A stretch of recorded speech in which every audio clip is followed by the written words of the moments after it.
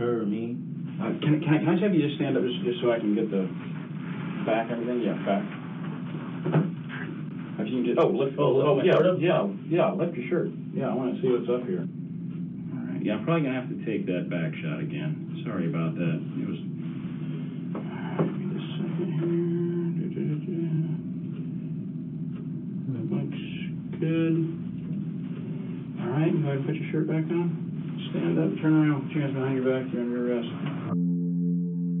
Hey you, and welcome. My name is Mike, and in this whole video, it is time once again to take a look at some of the strangest and most horrifying events, all of which occurred in national parks. Unsolved murders, strange disappearances that seem almost impossible, and some very literal nightmares. You know, let's do this one iceberg style, where each story is more creepy and disturbing than the last. Let's give it a go.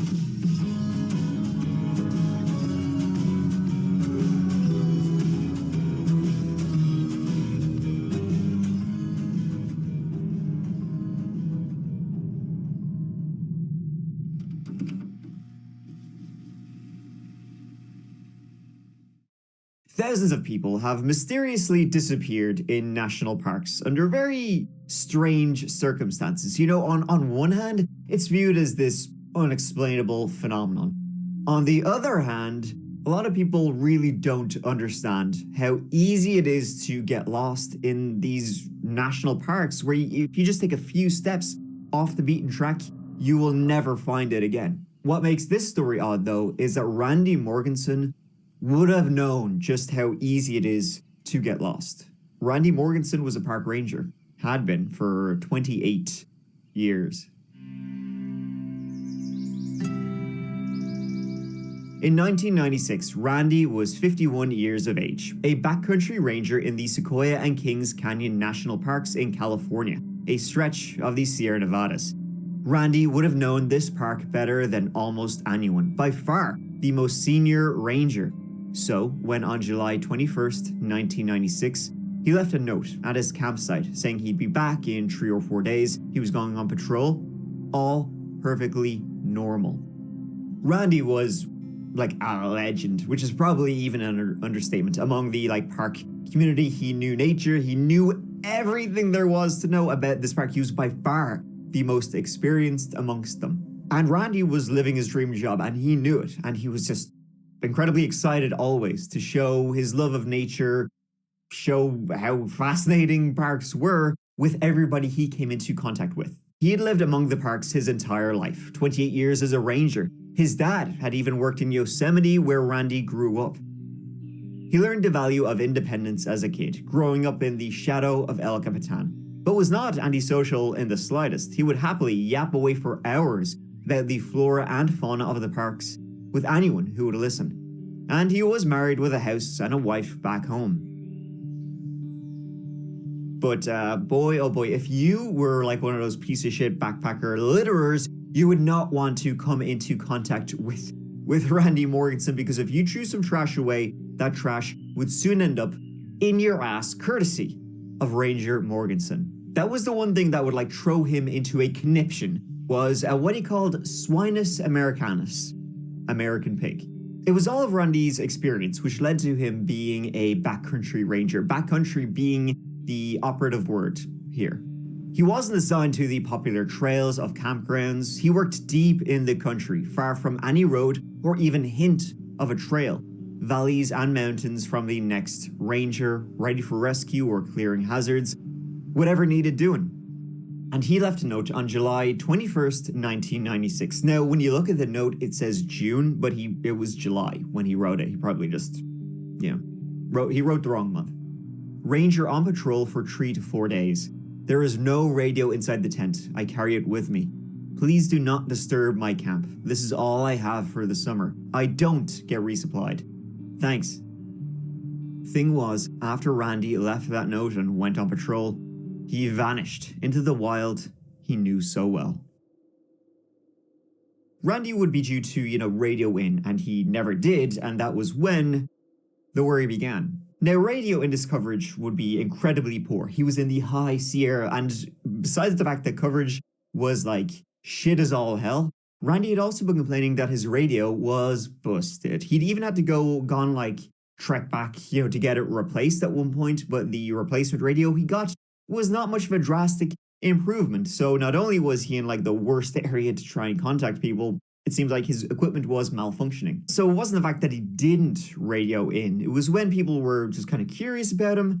That was when the worry began. Another ranger, curious about not hearing or seeing anything of Randy, decided, I'll just wander over to where I know he's camped, just checking him, make sure everything is okay. I mean, 1,000,001 things, as you can imagine, can go wrong in a place like this. Injury, animal attack, who knows? So another ranger went over, wandered over, kicking the tires, kicking the rocks. Arriving at Randy Morgan's camp, they saw that note pinned to the flap of his tent. This was on July 25th, so he was already overdue for the note he had left. That was when he was reported missing. Now this season, this was July, so the season had been going on for a few months. By this stage, a few of the other rangers, and everybody knew Randy, a few of the other rangers would say, though, this season Randy seemed a little bit depressed. There was something a bit off about him. This year, he wasn't his usual jovial self. Likely, that was because Randy was in the middle of divorcing his wife. Randy had made a very poor decision of having an affair with another ranger, a Miss Linus, and Randy's wife, Judy, she just wasn't having it. She wasn't having it at all. The night before he went out for that walk, Randy had radioed two of his friends, two other rangers, just asking some mundane questions he likely would have already known the answer to. It seemed to them that Randy just wanted to talk to someone. The short radio communication ended, though, when Randy said, "I won't be bothering you two anymore." They just shrugged it off. But now, it seemed more like that conversation had a very different meaning. What took place would be one of the largest searches in national park history. Randy was an icon. Everybody knew or knew of Randy Morganson, so there was no holding back. Everyone was out there. The problem was that there was incredibly huge. So they first went to his logbook. Were there any clues there? Is there anywhere he frequently goes? Is there any place they think maybe he would go to that he knew really well? Again, the issue when you have somebody like Randy Morganson is he knows the entire park really well. He knows it better than the people who are trying to find him. If he wanted to disappear to this park, that's not a problem. 100 experienced rescue people were out there for weeks across 80 square miles of rough terrain. His car remained where he'd parked it. Bank account wasn't touched. So he was still in those woods. Two hikers were questioned. These two, in fact, had met Randy the day he walked off. They said he was happy out, in good form. Randy had been threatened by two separate people recently, maybe some of those old Swinus Americanus. They were questioned and alibied. Plus, he was so remote, the theory of foul play seemed like a stretch. Eventually, the search dwindled. They found items, none positively linked to Randy. They came across a campfire at one point, but no one was there. Weird and kind of creepy. There was simply no sign. It was 2 weeks after he went out that the search was called off. Then, something weird happened. Judy, Randy's wife, well, currently soon-to-be ex-wife, she received a letter from Randy. The letter, though, was postmarked July 23rd, that's 2 days after he went out into those woods. And as you can imagine, I probably don't need to say it, there's no postal service in the national park. In fact, even if he had left on July 21st, it's unlikely he would have gotten to a postal service by July 23rd. That's how remote he was. It seemed impossible that this letter could be dated from then, but it was dated from then. Same impossibility of that letter was the impossibility of actually finding Randy. It was 5 long years later, though, that something was found. On July 15th, 2001, a trail builder walking through the woods found a boot in the water. Nearby, a shirt and a backpack. Inside the boot was a bone. Searchers were called, and above this area was a cliff. On that cliff, they found a radio. The radio was Randy's.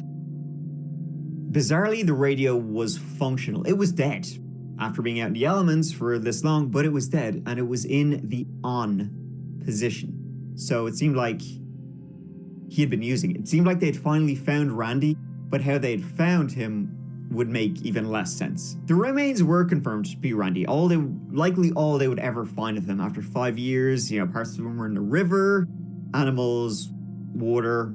They're not going to find any more of him. The immediate theory was that, water, cliff, had he, jumped, he sounded depressed. He was upset about the divorce, had he decided to end it. But that seemed strange. A couple of tree things about this, though, was that where he was found, that area had been searched. It had been searched when they were looking for him. And none of this was there. They would have seen this radio, parts of him, they were not there. So if he had come, he must have come here after the searches were done. So was he living in the woods for 2 weeks with a radio, listening to them trying to find him? And then, had he tried to turn this into a game? The letter that his wife was sent, that was postmarked July 23rd. So, okay, technically it would be possible for him to have walked out, sent the letter, then come back after the searches were done and jumped off the cliff. How he would have done all of that without being seen also seemed to be a great stretch. One theory is that it was an accident, that he accidentally fell, broke his leg, and died, and snow and the other elements hit his body for so many years. Again, this area had been searched, so had he been like a fugitive out here for so long before an accident occurred? Others think that Randy wanted it to look like an accident. He was depressed, and if he died on the job, Judy would get $100,000 as a government benefit. So he made it look like an accident. So had his plan been to live off the grid, hide while the searches were done, when the search finally ended, then he would die in a place that was somewhat remote, so that way they wouldn't be able to tell how he died and Judy would get the benefit. It's a very strange story with a lot of unanswered questions and some kind of impossibilities, but at least Randy Morganson died doing what he loved, where he loved to be. But we still don't even know anything sorta about that. And now, folks, we talk about investigations all of the time, but have you ever wanted to be a detective? Well, now you can be. The case is yourself and your own family history, which is why I partake in, I'm sure your DNA is much more interesting than mine. See, that's the thing about my heritage. It isn't just for finding out your own ethnic origins and where your ancestors came from, it's also this platform to thank you so much to MyHeritage for showing me my genetic and ancient origins. I'm about as boring as I suspected. All European and Celtic and Irish. Not a whole lot of genetic diversity there, which kind of explains a lot. Now back to the video.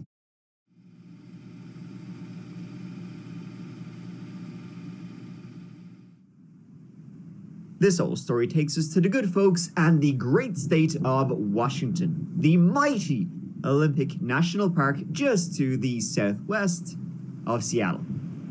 A pristine and beautiful Pacific Northwest rainforest that stretches on and on. A beauty that took a darker turn in 2020 when, in February of that year, on a lonely logging road, a horrifying discovery was made. It was fitting for this story. February 14th, 2020. Close to midday, a hiker was headed out in this forest, and who could blame them? It was raining. Big surprise, but they were bundled up and trudging through the puddles and muck on this remote trail. All around them was green and brown, the colors of life in the woods.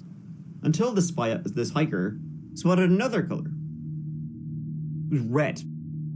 It's not a color they were kind of used to seeing, and taking a few more steps, they saw the red had a shape.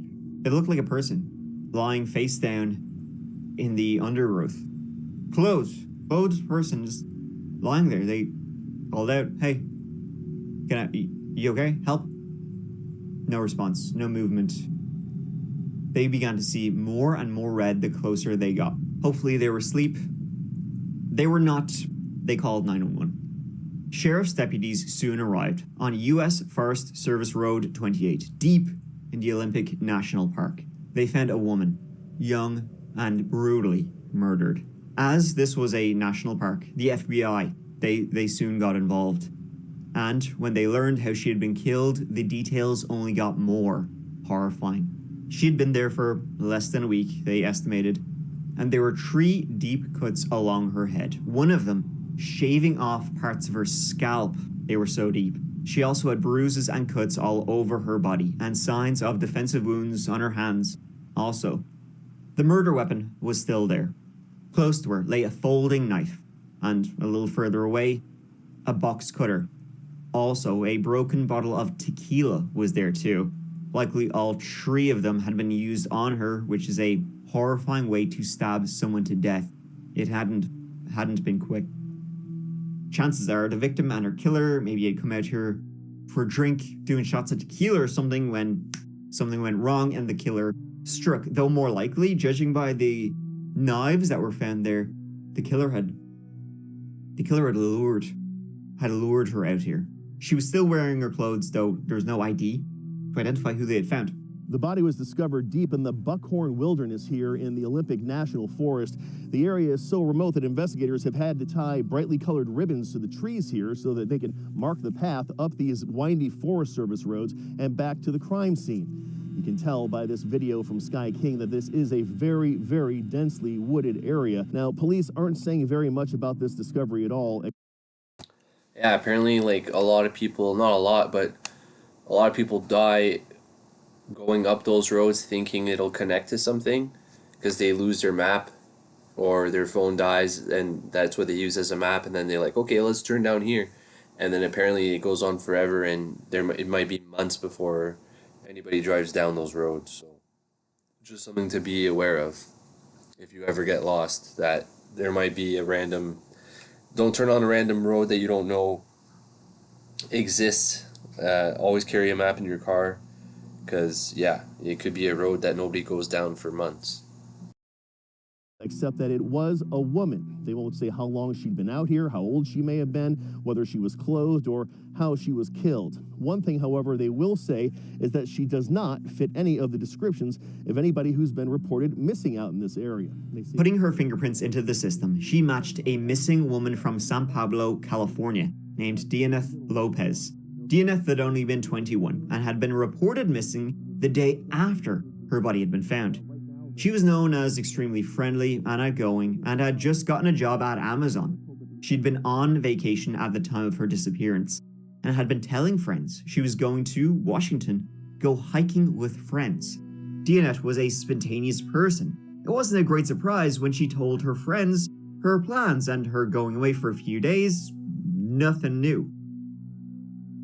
Well, so who were these friends? Why was she in Washington, in this remote area? I mean, she was wearing clothes that seemed weather appropriate, but not like hiking clothes, more like a heavy coat.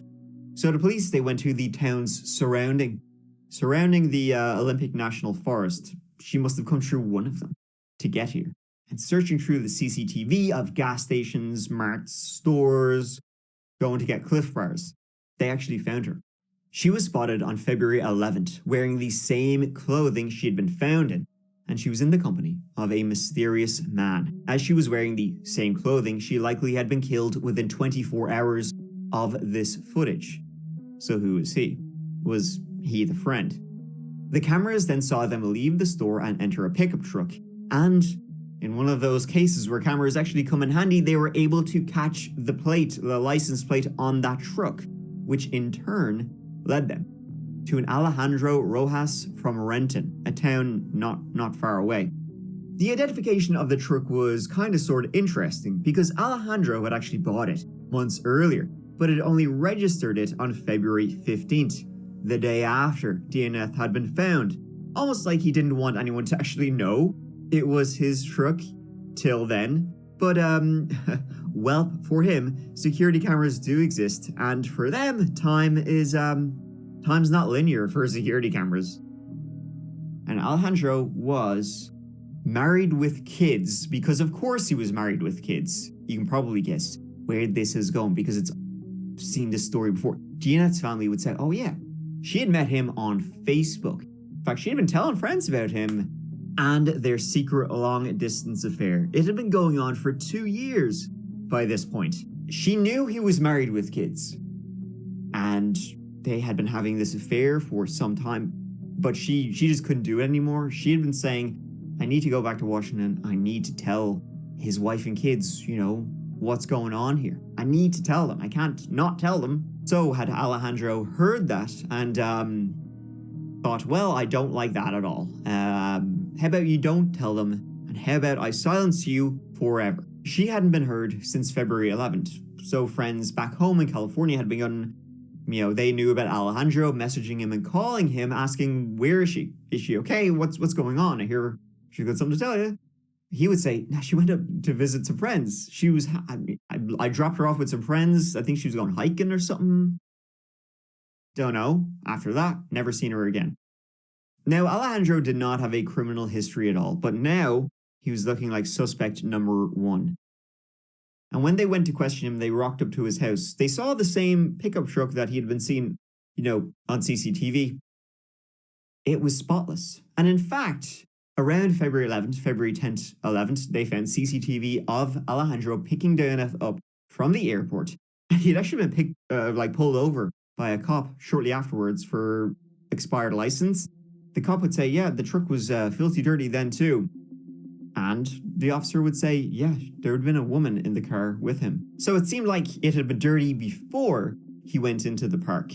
Now it's spotless, detailed, even spotless inside and out, as if he was trying to remove something from the car. Cell phone records would also show he had been where her body was found. I mean, it's deep in the park. You can't accidentally find yourself there. Yeah, good bottle of water. Thank you. There you go. Thanks, Bob. Appreciate it. You guys have fun. Catch you later. Thank you. So, Alex, I'm Chet Howell with FBI. Because our missing persons from out of state, we got roped into helping out. We're coordinating some interviews down in California. He was taken in and questioned by police on February 19th, 5 days after DNF had been found. But he's not just regular Alejandro anymore. Now he's cool Alex, ready with the shades in late winter Washington. I mean, he could be hiding his eyes because he's just about ready to lie his ass off. Or maybe he just wants the detectives to think he's cool. Let's go with that. So, what's your relationship with her? Met her 2 years ago. 2 years ago? Yeah, 2 years ago. How? Okay, so it was I met her through a friend, and then we started talking. Okay. And we kind of had a thing, but okay. It was just Okay. Well, I'm married, I got my wife and everything, but right. She doesn't know about me talking to her and about stuff. this, yeah. Right? Yeah. We would talk every day on the phone. We would message each other. We just had a lot of things in common. He said, picked her up from the airport. They hung out. Then she went to visit some friends or something. He dropped her off deep in the woods where she was going hiking. And then, you know what? I don't know what happened to her after that. She's dead. You got to be shitting me. So she had a plan to meet these people? Yeah. Mm-hmm. So on the ride from the airport here, did she discuss that plan with you? About what she was going to do, what the plan was? Did she have anything with her? Yeah, she's belongings? Yeah, backpack. So these friends, did she mention how she knew these people, where they're from, what the plan was? Did she have hiking gear with her? I mean, she had some boots. Oh, she did have boots? Yeah. Like hiking boots type thing? Okay, all right. And how did she seem when she left? I mean, she seemed pretty good. So you dropped her off somewhere without seeing these people? Yeah. And she never called you back or anything? She never called me back, yeah. Oh, wow. And then after that, a couple of days passed, and then this guy named Armando messaged me asking if I knew where she was, and I didn't know him. Man, you've been really truthful with us. Yeah, I told her mom, whatever I can do, because she was a really good friend of me, and right. I barely saw yesterday that they found her body yesterday. But as the police began to we have a lot of evidence against you. Actually, you won't believe it. Sorry about this, but you're kind of fucked. Well, then he changed his story and said they'd gotten into an argument. They'd stayed in his car, slept there the night before, from the 10th to the 11th, drinking tequila. Then the next day they'd gotten into an argument because she said, she's going to tell my wife. Now, I didn't think that was a good idea. Wow, what a romantic guy having his secret lover sleep in the truck. The police had a very good tactic for getting more out of him. That was to disarm him, give him an excuse for what had been done. Hey, it's okay you brutally murdered her. It's just one of those things.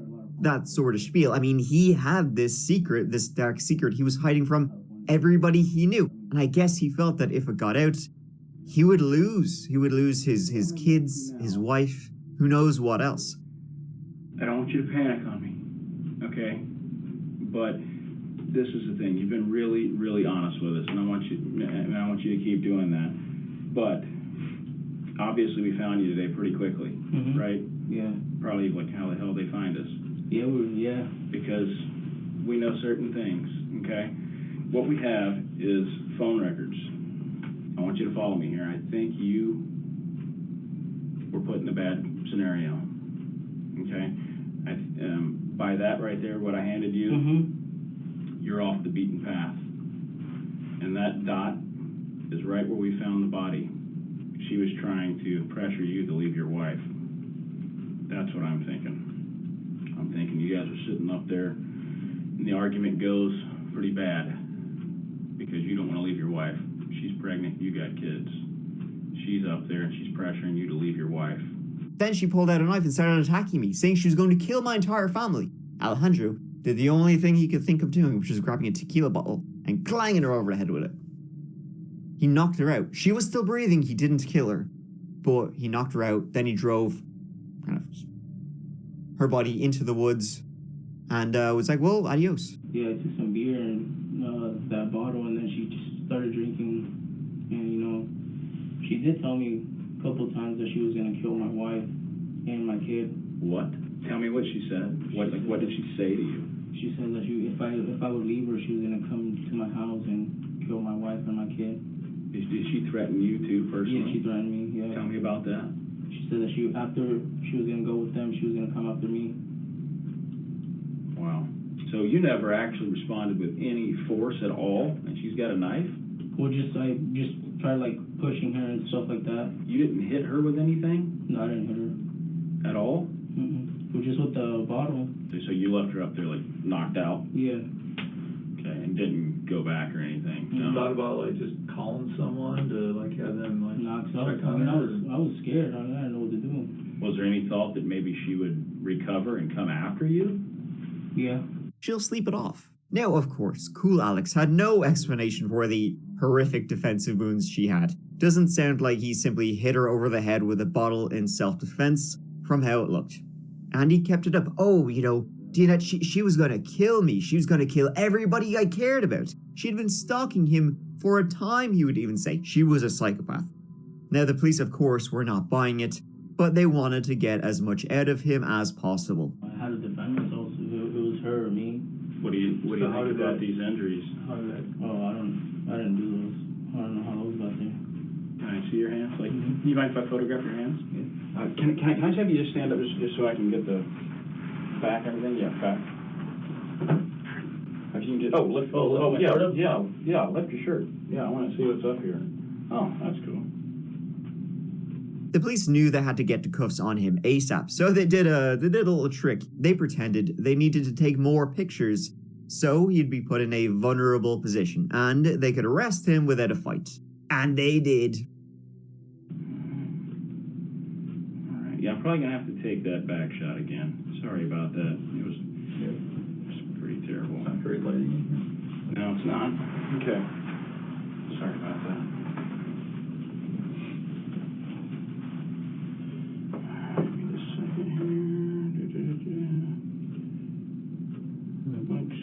Good. All right, go ahead and put your shirt back on. Yeah, okay. Stand up, turn around, with your hands behind your back, you're under arrest. Based on, the wounds and what's happened with the body and stuff like that, we know there's more to it. Is there anything else that you want to, just make right for her family, explain? He hadn't murdered her, nor intended to. The wounds on her body would dispute that a lot, because she was attacked with 3 different types of knives. I mean, the broken bottle, and 2 other knives. and she had defensive wounds kind of everywhere.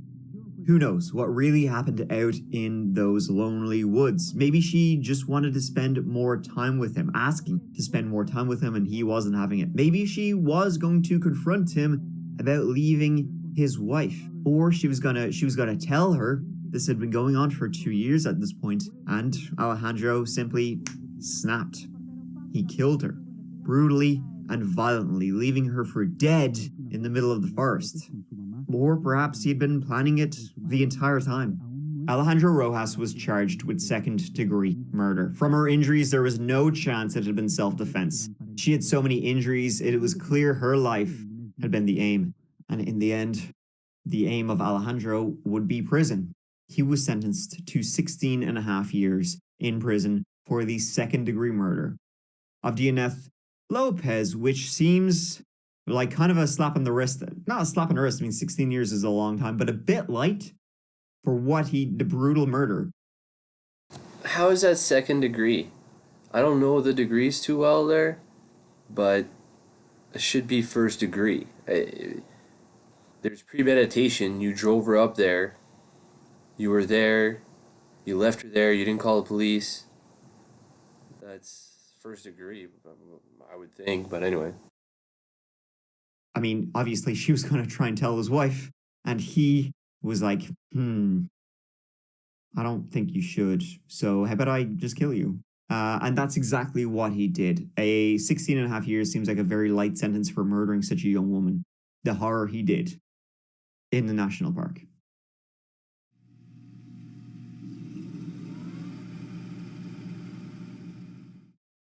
The Alao Mountains lie deep in deep ass China. If you look at pictures, super cool looking and strangely creepy. Very dense, dark, and deep. The woods are old here. Forgotten things still remain. Mysterious, the word many use for the Alao Mountains, a remote and barely trodden place. The government gives warnings to people heading here, saying it's dangerous, and no one really knows what's in the mountains. And if you get lost, you're on your own. This would later change to the government not allowing anyone there, and if you do head there, they'll stick a fine soul power up your ass, it'll make your head spin. About 6 months ago, there was a flurry of people heading there after a Chinese vlogger named Shanku went there, looking for rare earth materials. Basically his video, which was just a vlogging video into the woods, turned into a semi-horror movie to a lot of people watching. 我们现在要从这条河道往山谷更深的深处往里面走。哇，这山里起雾了，一瞬间就起雾了，一点前兆都没有。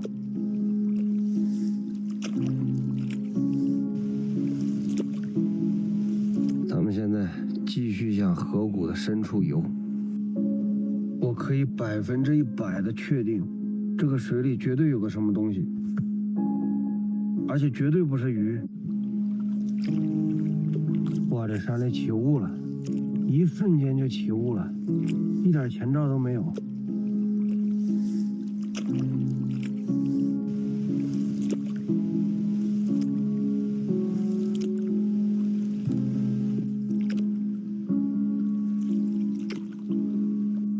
这儿有个洞，咱们现在继续向河谷的深处游。我可以100%的确定，这个水里绝对有个什么东西，而且绝对不是鱼。不行不行，咱们得赶紧上岸，咱们得赶紧上岸。我有一种不好的预感，我不骗你们，我真的有一种不好的预感。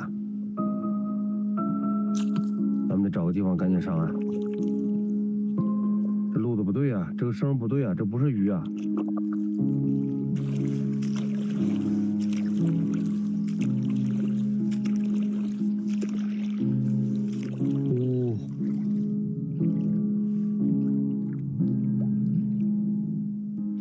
听到没？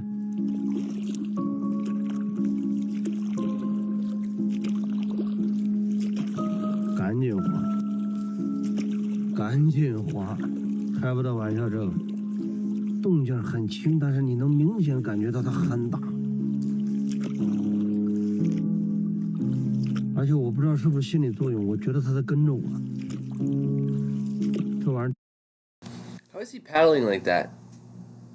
Like, he's got poles and he's touching the bottom of the river? It's just really weird. 真开不了玩笑，我们得走一节山路了，这个水里不能待了。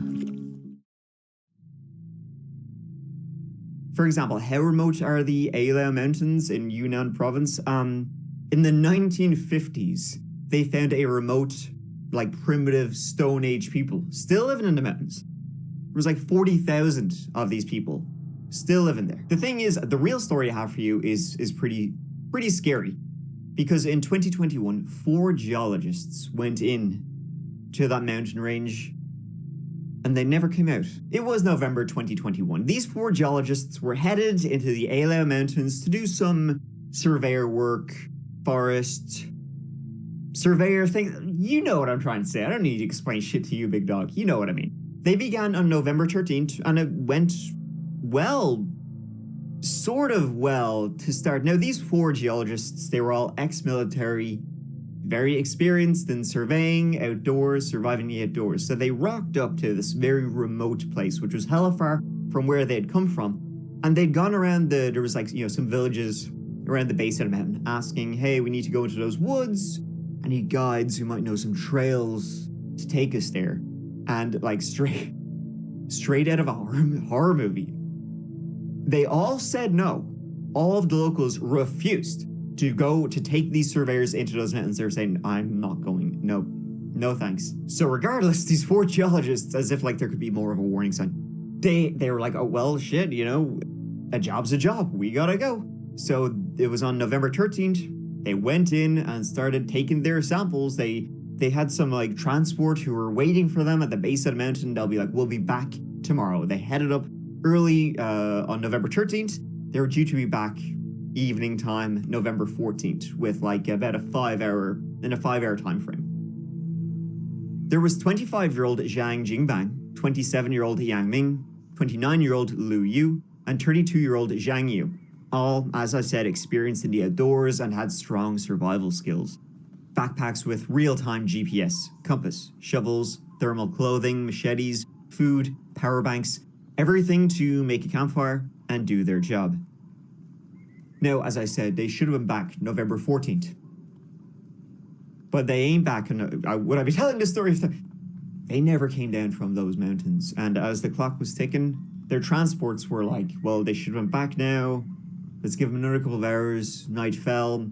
It was on the 15th then that the local government began a search and rescue operation into the Ailao Mountains, which were known as a mysterious, mystical place, a lot of legends. People were not terribly excited to go into them, especially in November, because the weather was very poor at this time, but into them they did go.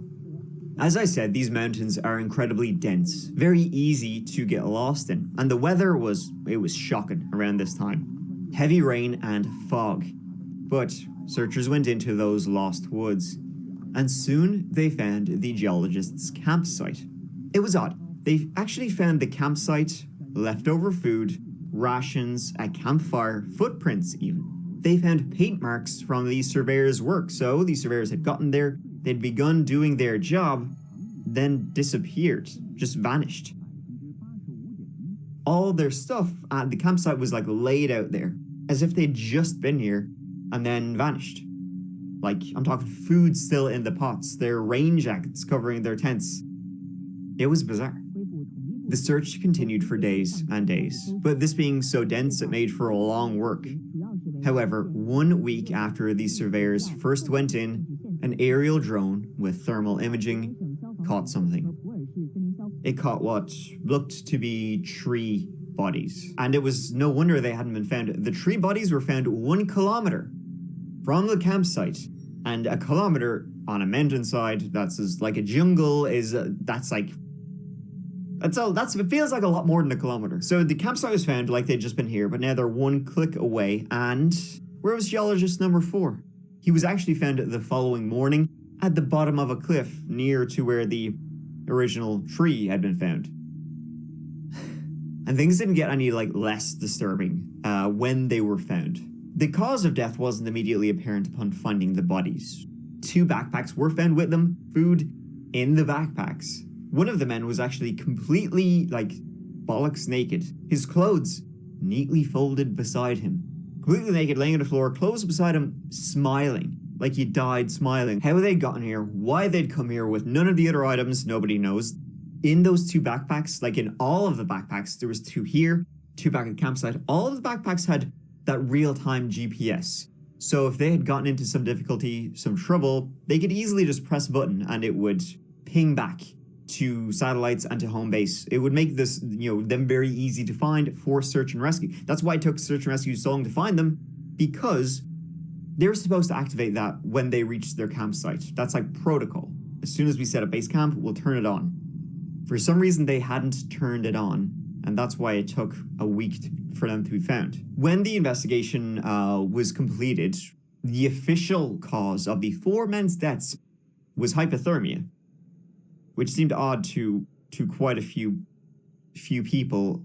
It was November, but it wasn't terribly cold. They all had thermal stuff. The weather was bad, but they had camps, they had fires, they had protection, they had raincoats, they had food. They weren't found with any of them. If they had been at the campsite and gotten cold, why would they leave the safety of the campsite where it ain't going to get any warmer? One of the dead men was naked when he was found, so okay. Paradoxical undressing, I guess that makes sense. But what about the other 3? Had one of the men gone missing, they'd gone out to try and find him, and each of them then died one by one, but 3 of the men were found dead right beside each other. They were all experienced woodsmen. They had waterproof, shelter, fire, food. The authorities never released their full investigation, only the results, hypothermia, which led to a lot of locals thinking something else was up in those mountains.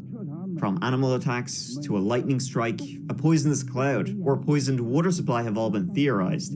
The autopsy results were never released, so just how they died is not proven.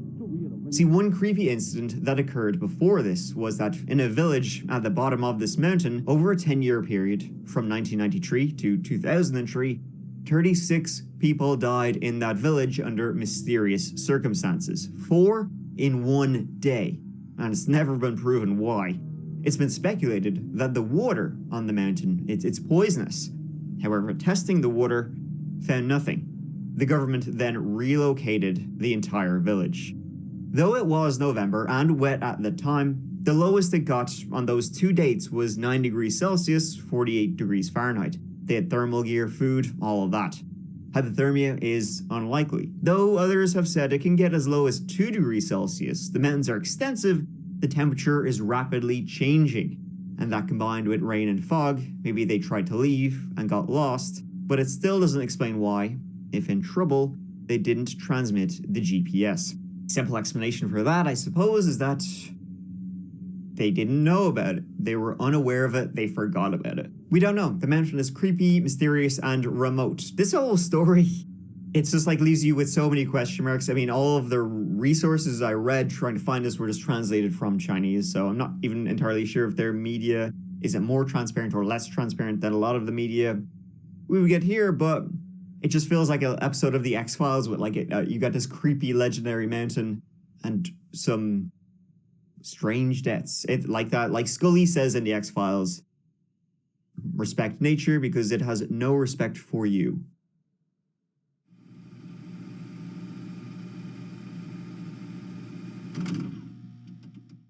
Just to the northwest of Seattle, Washington, lies a lake, deep in those woods of the Pacific Northwest. It's on the eastern slope of Mount Pilchuck. There's a 4.5-mile trail around it. It takes 3 hours there and back again. It's a rough, rocky trail, more for workout than for scenery, though scenery ain't in short supply either. Pretty good country. Or at least that's what Mary Cooper and her daughter, Susanna Studden, thought when they headed out on that trail in July 2006. They would never come back. Mary Cooper was 56 years of age in 2006, originally from Pennsylvania. She married a David Studden after college, and the pair moved to Washington. David worked home construction, Mary with children who had speech and hearing difficulties, then later at an elementary school. life pretty good, solid for the Cooper Stodden family, and it would be for their 3 daughters, eldest of which was Susanna Stodden, who was 27 years of age in 2006.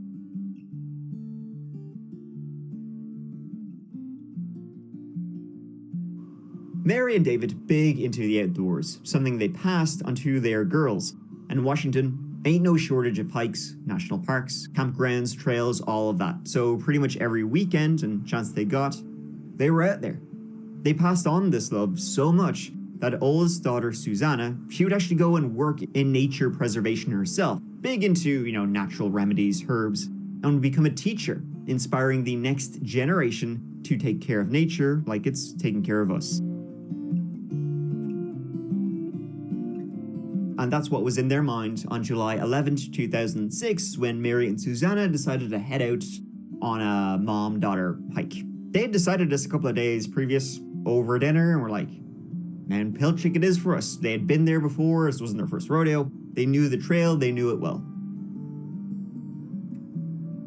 So that day, Mary left home around 8 a.m. She drove, pick up her daughter, and it would take about 90 minutes to get from their house in Seattle to Mount Pilchuck. Plenty of time for some mom-daughter bonding as they drove. Trail conditions that day were good. Clear skies. They were due to be home around 4:30 p.m. David Sodden, who was at work that day, why he didn't go, he was home from work at 5:30 p.m. They weren't home. David, though, million different reasons why maybe they'd stopped off to grab some food, lunch, dinner, whatever. No big deal. Now, David was actually training for some little cycling. He was going to do he had a 200-mile cyclist journey from Seattle to Portland coming up, so he would go to training with friends. There's a bunch of them going to do this. Went out, cycling around like mad, pedaling away. And then he came home it was now 8:30 p.m. that day when he got home. Now his curiosity was turning to worry, especially when he tried to call his wife, he tried to call his eldest daughter, and both calls went to voicemail. It was getting dark. David then decided to call the police and report them missing. But David, he didn't want to be foot tapping. He didn't want to be tapping the floor all night. He actually started to gather his stuff up and was like, yeah, I'm going to head out there and look for them myself rather than wait at the phone for a call. It was as he was getting into his car. Headlights in his driveway. It was a police car. A police car driven by 2 detectives. They had found his wife and his daughter. Mary and Susanna hadn't headed to Mount Pilchuck like they had intended. They had headed to Pinnacle Lake, right beside, but a very different trail. They had never been to Pinnacle Lake before. They had never been on this trail before. Why they did the old switcheroo, no one knows. Maybe last minute they were like, completely arbitrary. So David was surprised they'd gone there, and he was shocked when he heard the state they were found in. Mary's car was found at the end of a very long, bumpy, pothole-filled road. This is where the trail begins. From that, their bodies were found 2 miles deep into that trail. They both had been shot multiple times. Shot in the head. They had been found lying on the trail, still with their backpacks on, wallets, cell phones. Neither had been robbed nor assaulted. It appeared the motive was the horrifying double murder for no reason. It's such a horrifying facet of this case that they were killed for no reason. Somebody just killed because they could. They had in fact been found at around 2:30 p.m. earlier that day by other hikers. This was a semi-remote trail, not one of the more popular ones in the area, so there weren't a whole lot of people around, but there were people around. It appeared the 2 women had arrived at around 10 a.m. that day. Then we don't really know what happened, but it was at 2:30 when the first police report came in. There were no witnesses there that day, the day of the murders, though a few people had spoken to them on the trail, in the car park. None of these people reported hearing gunshots or seeing a killer, a strange person, a suspicious person, a terrifying murder that had 0 clues to go off of initially. At least that's what they said. The FBI searched the woods for 2 days and found absolutely nothing. Later, they would say they should have stayed there longer, but they didn't. And the police, they They honed in on David immediately. It's the husband. Even when it's not the husband, it's always the husband. Police were full sure that the broken David Studden had murdered his wife and his eldest daughter. Even though his alibi was airtight, he had been at work all day with other people who were working. What in the police's mind, he had left work, made the 90-minute trip to a trail he didn't even know they were going on because he thought they were going to the mountain, they were going to the lake. So found them, killed them, then immediately drove back another 90 minutes, and nobody noticed. They would make David take multiple polygraphs. He would, in an effort to clear his own name. The police said, "Are you sure he didn't do it?" They checked his car. They checked the miles on his car. Ooh, was there any miles here? He couldn't. No.